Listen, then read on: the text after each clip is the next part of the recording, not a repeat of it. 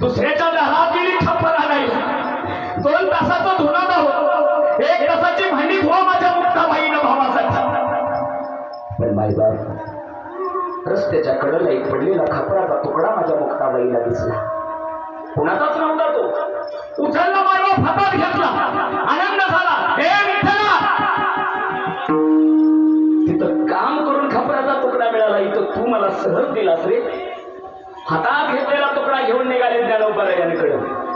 पण मायबाप विसोबा धर्मकंटकानं मुक्ताबाईला पाहिलं इंद्रायणी नदीच्या काठावरती आली. लांबूनच हात मारली. हे बघते संन्यासाच्या गाद्या किती वेळा सांगायचं या जाऊ नको इंद्रायणी नदीच्या काठावरती.